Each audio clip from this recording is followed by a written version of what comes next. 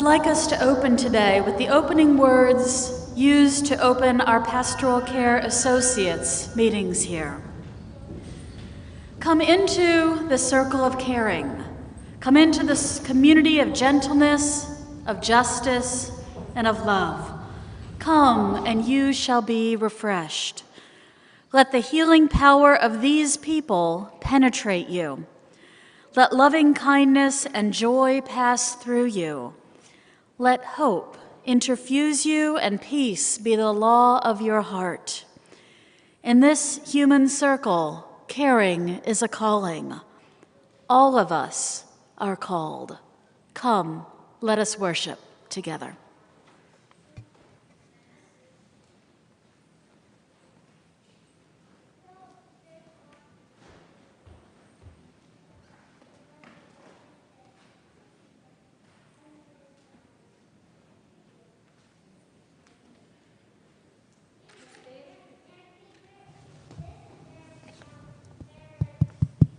For today's prelude, to go with the theme has to do with bravery, Ralph, aka Smiley, will be helping sing the mantra, which you're invited to join in on. And I'll motion to you when it's time for you to come in.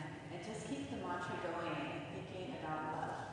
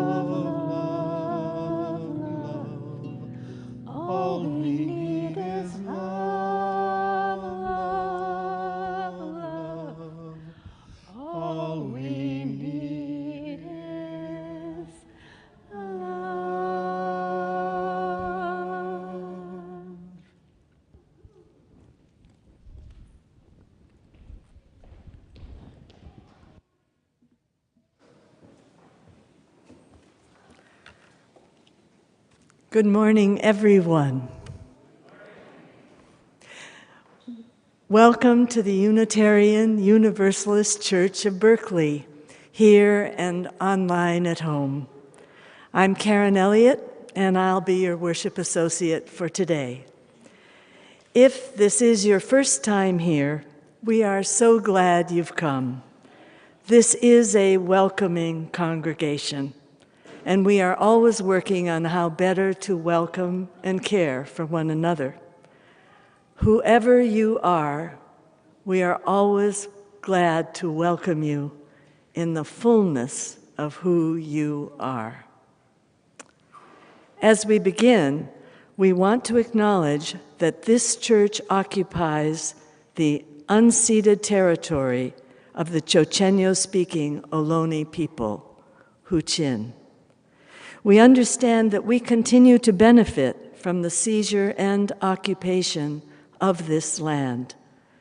We acknowledge and embrace our responsibility to take restorative action. We affirm that this is deeply felt, and we commit our congregation and community to be in right relationship with Indigenous communities, aligning in solidarity, supporting Indigenous projects, and caring properly for the land. This morning, the Smith-Iyer family will light our chalice flame as I read the following words by Julianne Lepp. We seek our place in the world and the answers to our heart's deep questions. As we seek, may our hearts be open to unexpected answers. May the light of our chalice remind us that this is a community of warmth, of wisdom, and welcoming of multiple truths. We also pause to remind ourselves of some of the foundations of resilience. We light a candle of courage.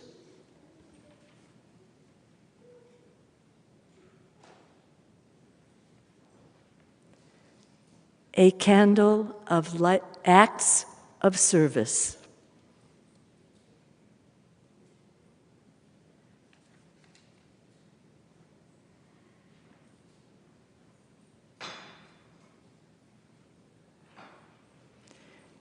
A candle of fellowship.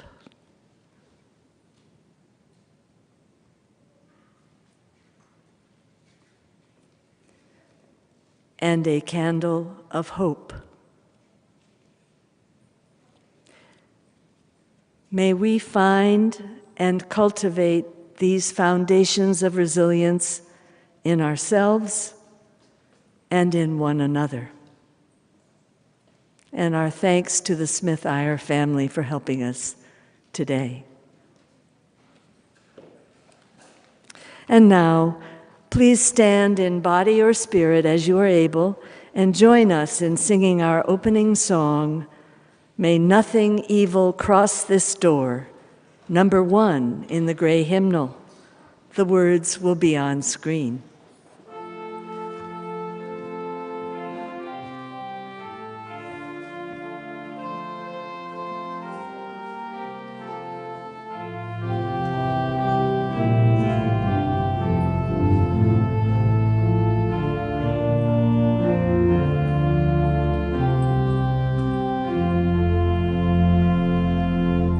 May nothing evil cross this door.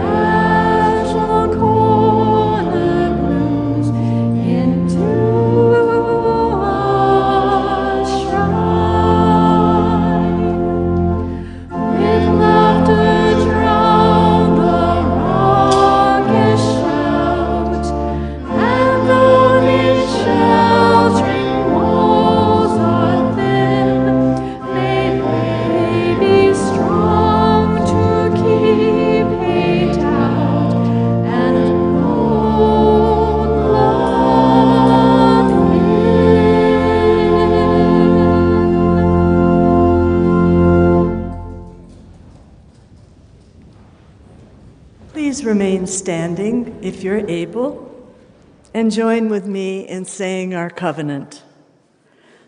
Love guides this church. The quest for truth and justice is its common purpose. To give thanks, listen deeply, speak with care, honor our differences, and seek and grant forgiveness. These things we covenant with one another. Thank you.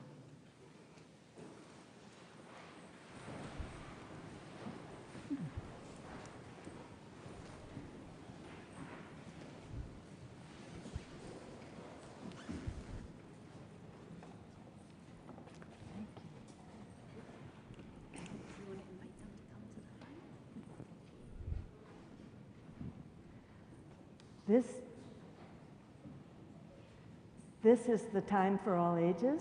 And we have a very special time for all ages today. Could children or those young in heart or spirit or body please come to the front for the Smith-Iyer family to give a presentation about Diwali today. Thanks, Charlie.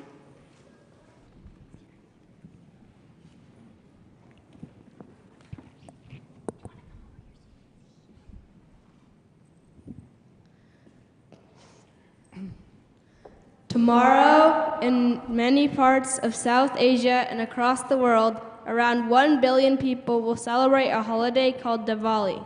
It is sometimes called the Festival of Lights and is celebrated by several different religions. We celebrate it because my dad was raised as a Hindu. Hinduism is one of the oldest religions and is the third largest religion in the world. It is a religion with millions of gods. Can you imagine? Our grandma lives in India and she is a Hindu. She likes to pray to the god Krishna.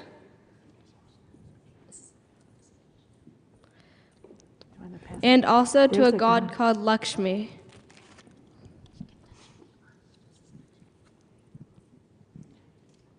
I was born in India, but my dad got offered a job in a country called Kuwait. So we moved there when I was 4. Kuwait was a great place to grow up. Most of my neighbors were people from India, and we used to celebrate Diwali and other Indian holidays. When I finished high school, I moved to India to go to college. It was interesting to live in the country where I was born, but I felt like an outsider. I came to the US for grad school, and much to my mom's dismay, I never moved back to India. When Ariel and I got together, we had to agree on what holidays we would celebrate. Diwali was the holiday I enjoyed most as a kid, so we agreed that that's the one we would celebrate with our kids. There are parts of Diwali that are kind of like holidays you might recognize. For instance, any guesses what this picture of this holiday might be? You can shout it out if you know. What do you think? 4th of July. It's a little like 4th of July because people light firecrackers and enjoy fireworks. This is what parts of South Asia looks like at Diwali.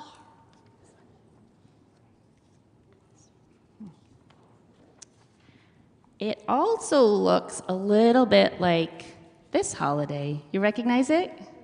Christmas. Yeah, Diwali's a little bit like Christmas because people like to light little lights in their house called diyas. You want to hold a diya? This is a diya. I'm going to pass some diyas down. There's a picture up on the screen of some diyas, and this is a picture here of some diyas. And of course, there's a big feast shared by family and friends. Does this feast look like you might have with your friends and family?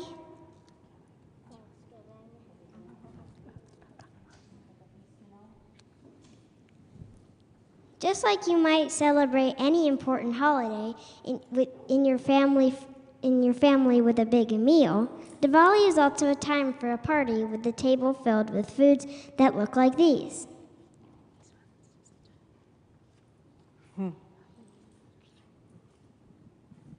It's also a little bit like the holiday that this picture shows. Any guesses?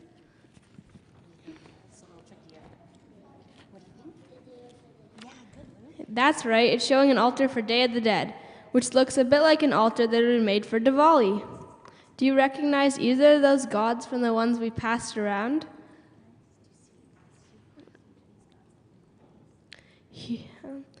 We have a beautiful altar here today that you should come and look at with your family after service is over. It's right over there. My favorite Hindu god is Ganesha. He's the big dude back there with the elephant head, and guess what? He rides on a mouse. And he's a god with a big superpower. His superpower is that he makes problems go away. In India, we say that he's the remover of obstacles. He's the first god that Hindus pray at any important ceremony. He's also famous for a thing that I like a lot. He always comes up with solutions that defy conventional thinking, an out-of-the-box thinker.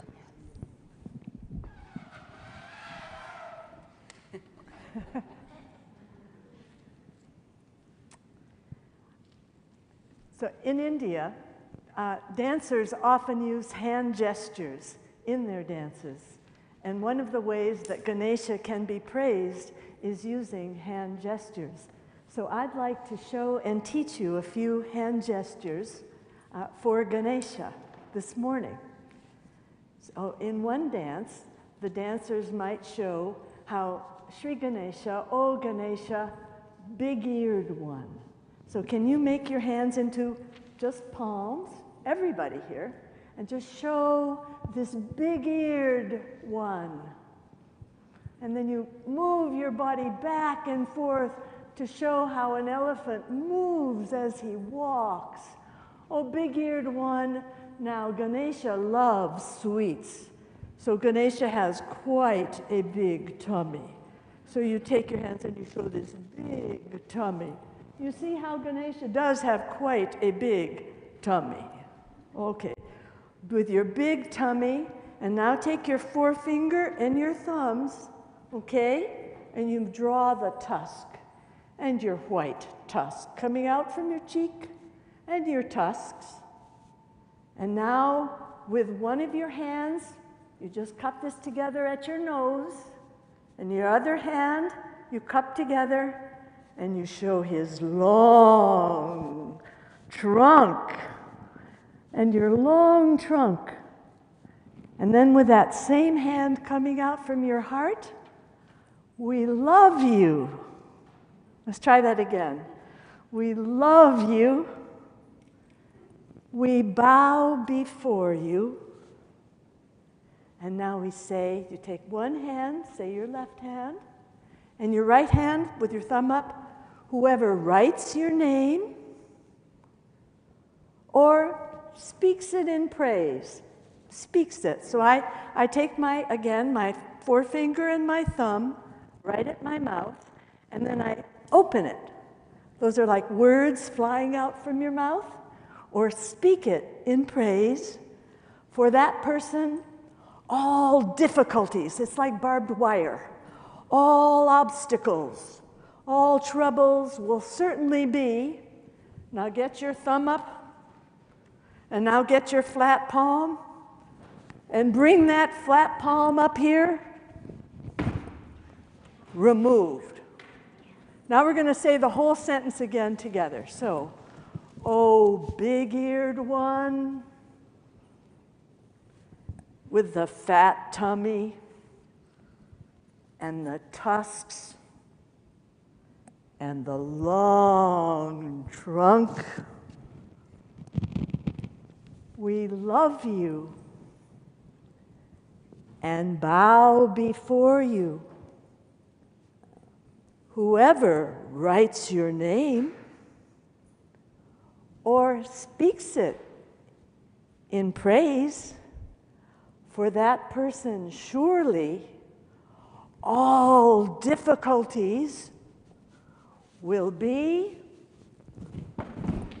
removed. Thank you.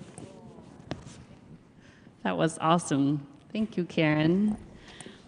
One of these years, Karen's going to do a dance for us at Diwali, maybe next year. One of my favorite parts about celebrating Diwali are the sweets that Karen mentioned, right? Ganesha has that big belly because of the sweets. I love them so much that we brought some to share for after the service is over. So come try some. There's a few different kinds. But my most favorite part of Diwali is the art project. I love a good art project.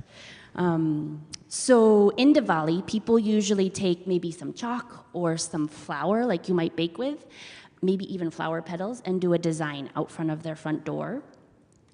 These are called rangolis. You might recognize them by another name, but we're going to draw some today together in RE class out front.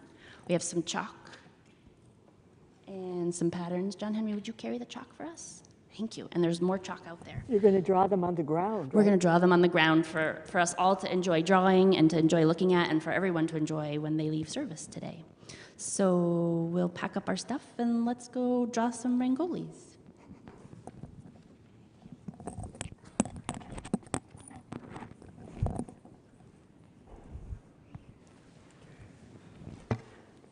And now, let's sing them out. I think Katya's going to lead the song as we sing the children out.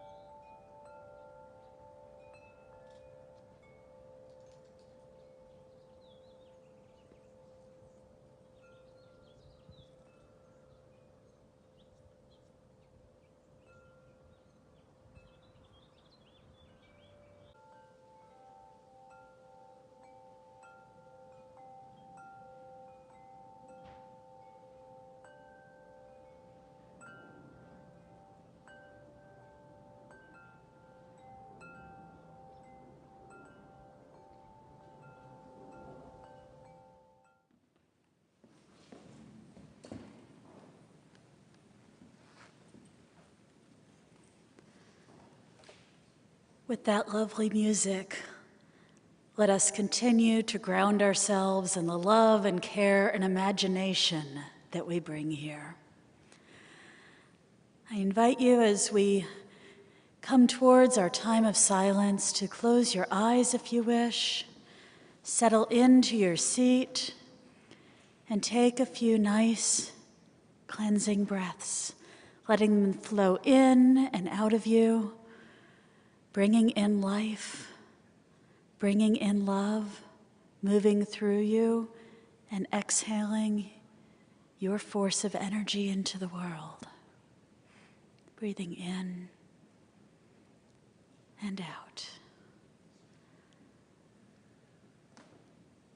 Let us now join in a time of silence.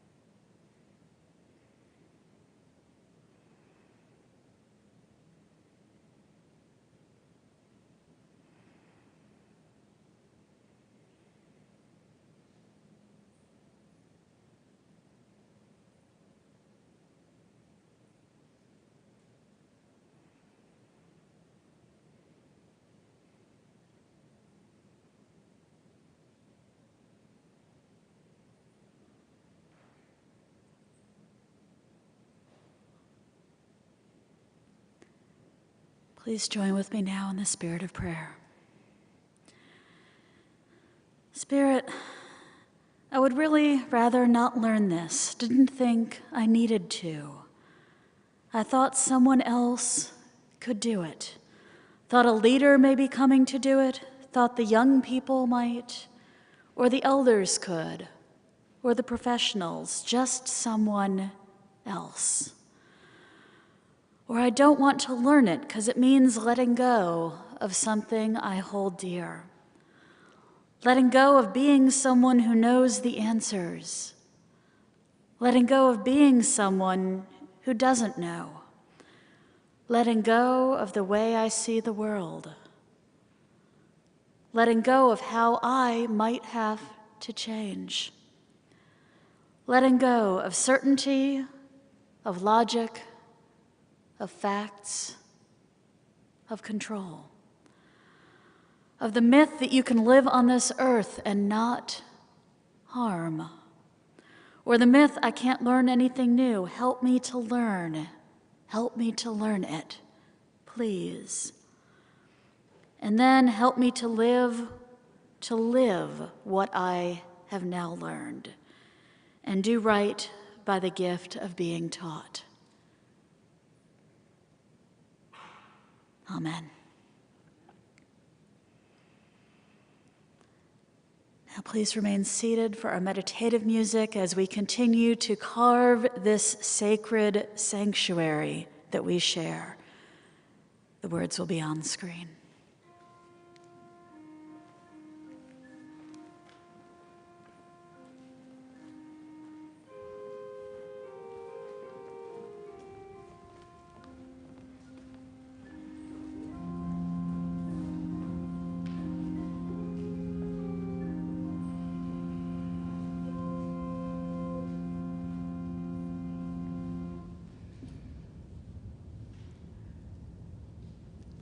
Gathered here in the mystery of the hour, gathered here in one strong body, gathered here in the struggle and the power, Spirit, draw near.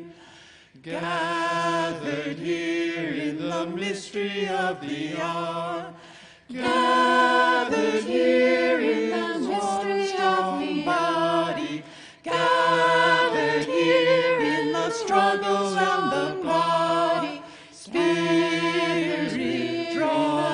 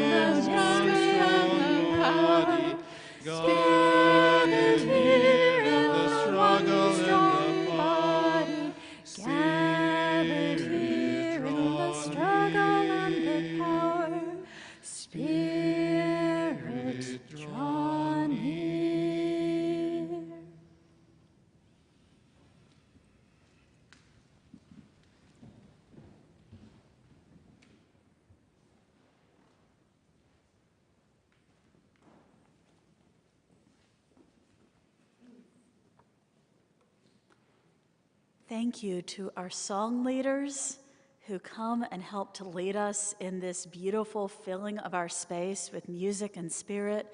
And Katya, thank you for your leadership and coordination as well. You helped to make this happen. Thank you. All right, stories. Let's start there. You know, the ones in books or in movies or the like. I had to say books first, by the way. Now, for the most part, there are some fairly standard plot lines.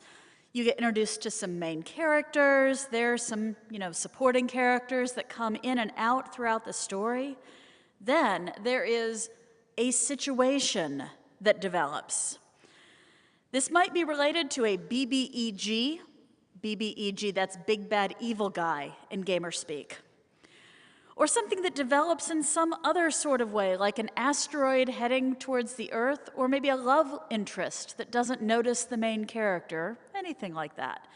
Either way, it is some sort of adversary character or situation that creates tension and a direction for the story to go.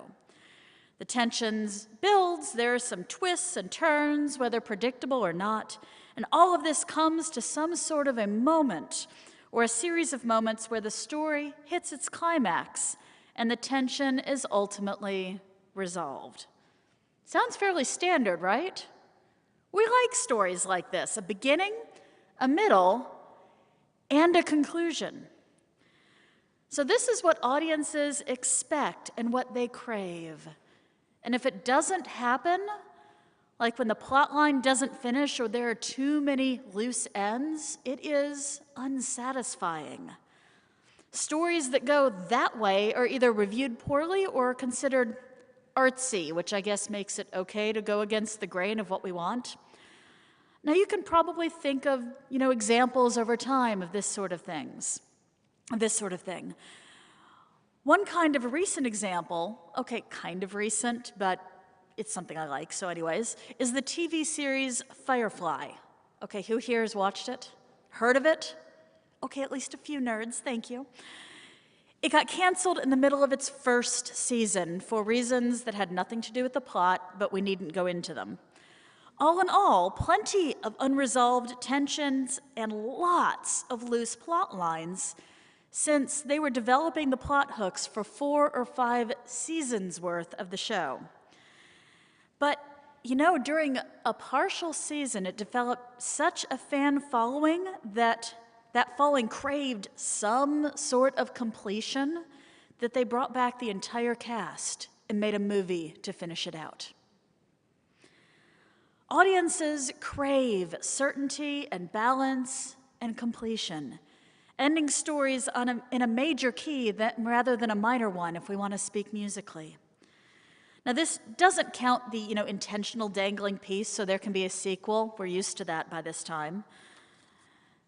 And so many times, I wonder that the expectation and demand for certainty in our stories is because we're craving that in real life. Our real lives, which holds far more ambiguity and isn't resolved nearly as easily or neatly. There is much to be uncertain about in our lives these days, in our country, throughout the world, in our communities, and certainly right here at UUCB. The midterm elections are coming up in a couple of weeks, in the midst of what might be the most partisan and charged political landscape we've seen. And speaking of politics, the UK is in turmoil as yet another prime minister just resigned. That's 4 in 6 years, by the way. There's countrywide turmoil in Ukraine and Haiti, as well as many others who aren't making daily headlines. Ongoing climate change, as well as gradual infrastructure degradation. And then the COVID pandemic is about to do its winter dance with the annual global flu pandemic. Now that's just on the outside, ambiguities and uncertainties going on. There is plenty of opportunity for uncertainties in each of our own lives, whether it's health and wellness related, economics related, family or other relationship uncertainty or upset, and so many others as well. With all of this, it is totally natural to come to church hoping for answers and certainty and grounding and to just make some of the ambiguity go away for a short time. But of course, we're humans too. And this is a collection of human beings with many hopes and visions under its roof, as well as its own collection of history and issues to be dealt with. From immediate and annual finances to member needs, to ministerial transitions, to continuing to figure out church life in a world that has been ever changed by the COVID pandemic, to the church's deliberations about the future of the Freestone property in Sonoma County, as well as the future of the church as a whole. There's a lot of ambiguity that we walk right through these doors or tune in here and find. Although, please don't run out of the room, and I don't see anybody getting up, so I think it's okay. You showed up knowing there was ambiguity here. In fact, everyone in this room and everyone online showed up knowing there's ambiguity and uncertainty here. Because it's something that we have to learn how to cope with and live with, because unfortunately there isn't a magical way to make it go away. So I'm sorry if you showed up hoping for magic today. Yeah, I don't have that. In fact, the ability to coexist with ambiguity and uncertainty and paradox, the ability to cope with these is being recognized more and more as crucial for today's leadership in many realms, as well as in general life. Many have gone so far as to name it a crucial element of spiritual maturity. Now, being able to live with ambiguity, being able to readily exist in places of paradox without a lot of personal tension, has historically been seen as an example of how the greatest minds worked. Although, I'll agree with that, but I don't think it was only the greatest minds, because it was even more necessary to live with many uncertainties back whenever than it is in today's world. Levels of literacy were much lower, life expectancy was lower, infant mortality higher, and violence and conflict were ever present, and the knowledge of things like disease and treatment and even things like weather patterns was not nearly as developed as it is today. Today, we are, in fact, blessed with less ambiguity about many things in our daily lives, although it might not seem that way, but really we are.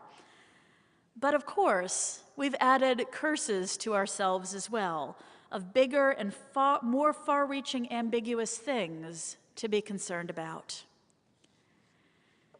It is true that ambiguity and uncertainty about whether basic needs might be met is fear-inducing and is only natural. And that's not something we have to learn how to cope with, because it's just something that can be fixed. These include the basic needs of safety, shelter, health, water, and nourishment. And speaking of water, worldwide today, 2.3 billion people lack access to safely managed drinking water at home, and 3.6 billion, which is nearly half the world's population, do not have safely managed sanitation at home. That's some ambiguity there. And things like food insecurity are widespread as well. It is one of the presenting issues in the current turmoil in Haiti, and of course affects people even right in our communities every day, which is one reason why we're supporting GRIP with our good neighbor. A little shout out. You'll hear more later. Then there is uncertainty about personal safety, like that faced by the people of Ukraine, of Ethiopia, many others, and people of color here in our country every day, especially young men. These are rightly seen as justice-related issues, and this is not the kind of ambiguity that we should ever say, we're just going to learn to live with that. As the saying goes, we have the technology to fix much of this, so let us find the global will to make that change. But of course, there is other stuff that can't be fixed as easily. And for finding ways to tolerate the other ambiguities in our lives, there are a number of things say that we might call that? Uncertainty tolerance? Confusion endurance. What do you think of that one? And you know, it's related to risk tolerance in a way too. Ambiguity, we might see, is knowing that an answer or a situation will never be definitive, or that beliefs or facts or things going on will always have some paradox and never coexist perfectly. It can be easy to get paralyzed with what-ifs when facing uncertain situations and to live in fear of those what-ifs. It's the fear and the paralysis that we have to find ways to be free from. Because we can't be living in a state of chronic stress and anxiety caused by that uncertainty. And now that is not easy, given the complexities and ambiguities that surround us in our world. But you know, we still have to do it. And you know, I think there are some ways that we can look to that we do. And it is helpful to remind ourselves of the ambiguities that we have learned to live with, to tap into how we do that. Here in the Bay Area, there are two huge uncertainties that we live with and right alongside every day. Well, one of them more this time of the year, but at the moment, there's two biggies: earthquakes and wildfires. These are simply a reality we have to figure out a way to cope with, and both of them are by definition uncertain. Now, risk levels are analyzed at any point in time, but frankly, we still can't get paralyzed by that if the risk level is said to be high, as it is on many fire days. There are things we do, whether physical preparations or mental postures, that help us to cope with these. How many folks here have a bag prepared either at home or in your vehicle in case one of these happens? How many folks here? Yeah, it's a good bit of hands. How many of you have packed your important documents or gathered or backed them up in some way? Okay, that was a couple fewer hands. Just saying. These are some things that we do to cope with the uncertainty. And there are also mental postures that we can take.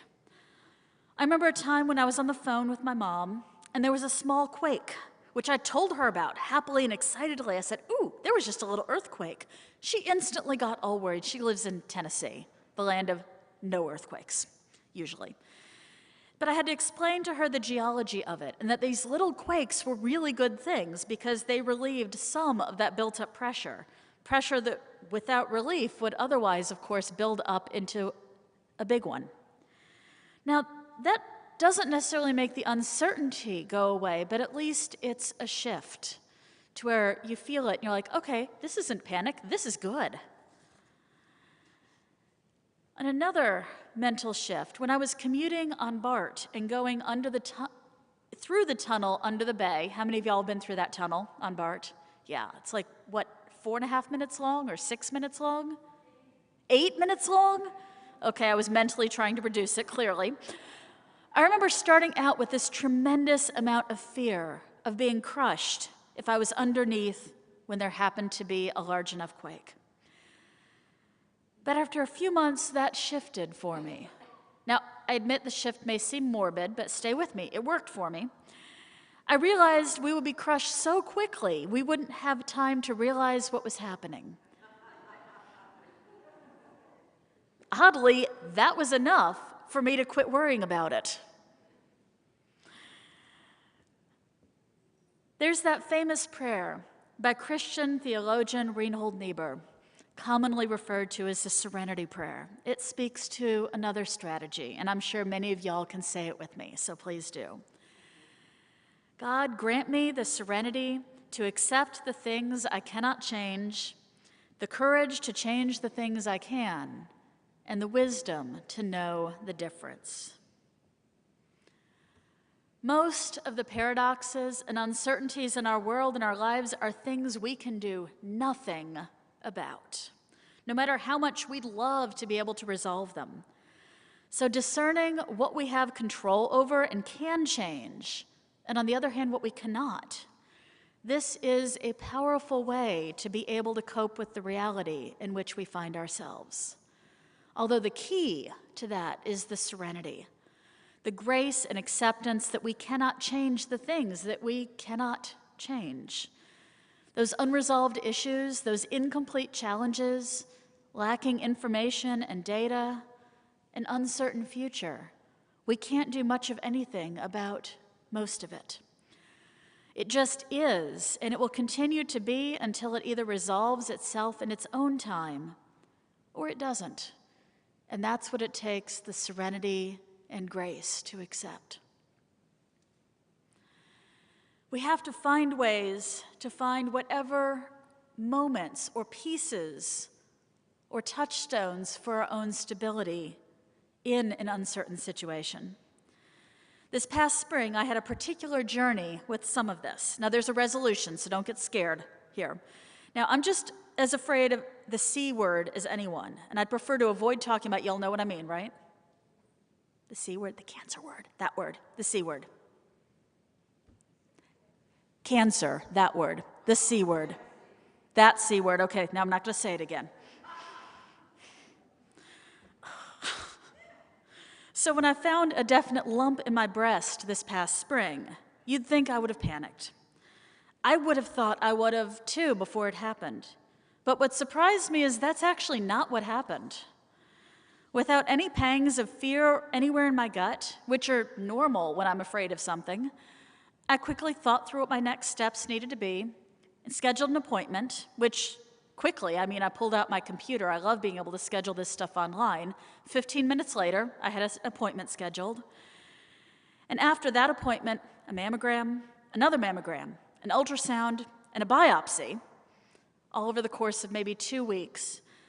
I didn't feel any fear or really uncertainty through the entire process. Whatever it already was whatever it was. That may sound weird, but that was it. That was the touchstone that I touched. Whatever it already was. And whatever that was determined to be, there was a specific course of action that would be followed and was already well known and well developed. Now, don't get to worrying. Not only was it benign, but it was the kind of benign that will never turn into the C thing. But I remain intrigued about my reaction. And I found the same kind of reaction happened when my home COVID test showed positive last month. It was something I'd been afraid of for the entire course of the pandemic, actually getting COVID. And I saw that little line and I went, oh, that's that then. What do I need to do for myself? Which just totally shocks me. I'm like, okay, let me hold on to that. That apparently was my way of finding stability. And I'm still intrigued, and I hope I can touch that again in the future. Finding our own grounding or touchstone in whatever uncertainty we're facing. Now, it makes a lot of sense for us to talk about ambiguity and paradox as Unitarian Universalists. After all, Unitarian Universalism is a faith of ambiguity. We have no set creed, no required definiteness about just about anything, and encouragement for folks to keep asking questions, even about things they still feel that they may feel sure about themselves, and support from each other for whatever answers we might find at any point in time for those questions. But of course, with all of this openness and flexibility, some questions do emerge. Is there enough stability in our faith? Is there enough stability that our faith can provide for folks when they are hit with too much uncertainty in their lives? And is there enough stability for the faith itself to be able to respond with integrity to the ever-changing world in which we live? In many ways, these are still open questions, and I'm curious about what we might provide as answers for these questions. Our world, as well as the events and communities around us, are filled with ambiguity, not knowing what the future may hold, and not even having definiteness here that we can grasp. As much as we crave certainty, as much as we crave having nice wrapped up endings to the stories in our lives, we know that's not the way it works. Some times do have more stability than others, And sometimes we do get a nice wrapped up conclusion, right? But we must find ways to get through all of those times, the stable ones as well as those less so. May we find the anchors, the grounding, the touchstones we need. May we find the limits we can endure and find the support and serenity to help us get through the rest. May it be so.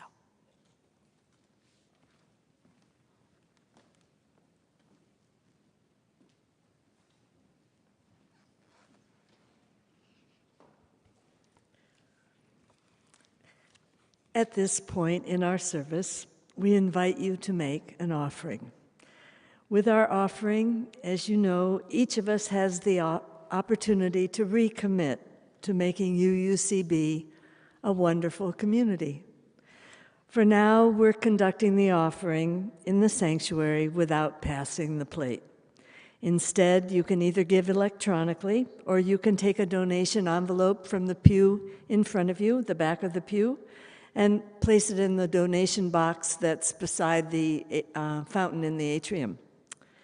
We support our wonderful Good Neighbor organizations through our plate offering. Each week, half our plate offering is shared with a Good Neighbor organization that has been recommended by our terrific Social Justice Council. We're grateful that you continue to practice generosity through this difficult time that just continues year after year after year. This month, our good neighbor is GRIP, the Greater Richmond Interfaith Program.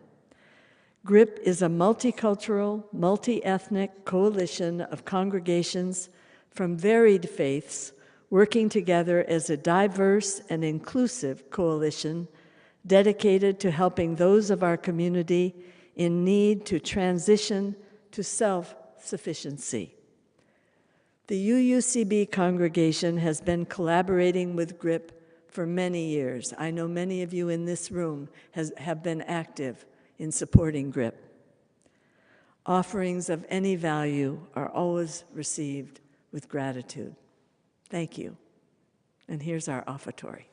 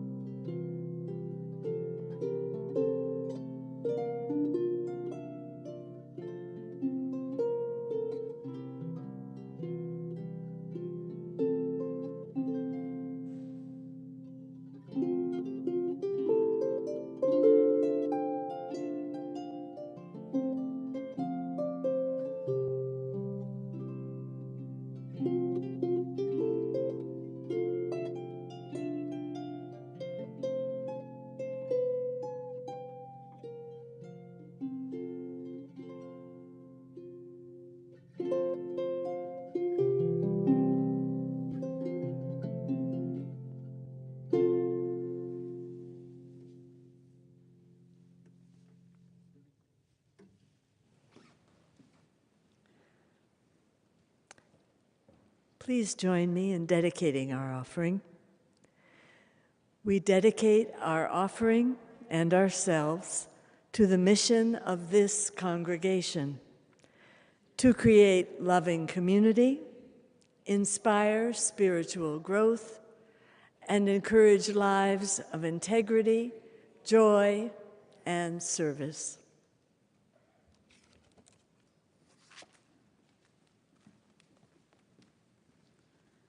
Hasn't this been fabulous being together today? And we are a busy, vibrant, fun community with so much going on. So I got to tell you about some of it now. Now, there will not be a congregational meeting after the service today. The board voted this past Thursday to postpone it, awaiting some definitive information from the county, Sonoma County, which will aid in the decision-making about Freestone. The date has not been set at this point in time, but there will be announcements out as soon as it is. Musical concerts coming up. We have so much awesome music here. So Judy Fagel will be here this Friday at 7. Be sure to get your tickets, and many thanks to Lenore Ralston for helping to bring Judy here and make Judy's concert happen. Brian has postponed the 1029 Brian Baker and Friends concert, so that is postponed for now. So Judy Fagel is the thing for this weekend. And next Sunday, please wear a costume to church. It's the day before Halloween, so we're having a Halloween Sunday. And we're going to have a little parade, not only for the little ones, but for all of us little ones of any size. A costume parade around here in the sanctuary. It's going to be fun. We're going to talk about superheroes. An excellent Sunday. After the service today and for the next couple of Sundays, as well as at the Lawrence Lecture, you have an opportunity to sign the back of our Black Lives Matter sign. It's a sign the sign time.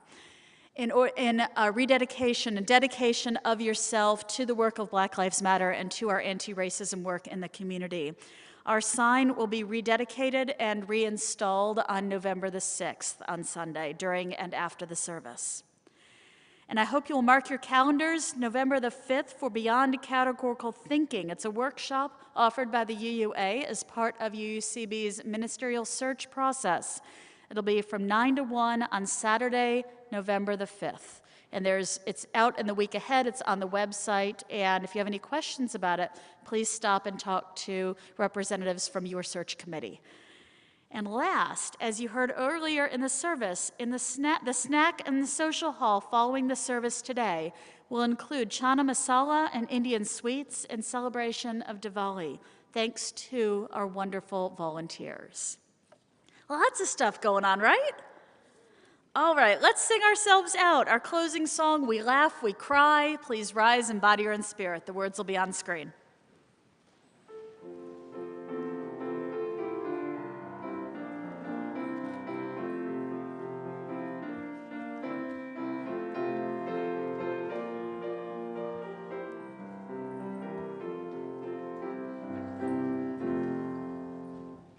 We laugh, we cry, we live, we die, we dance, we sing our song. We need to feel there's something here to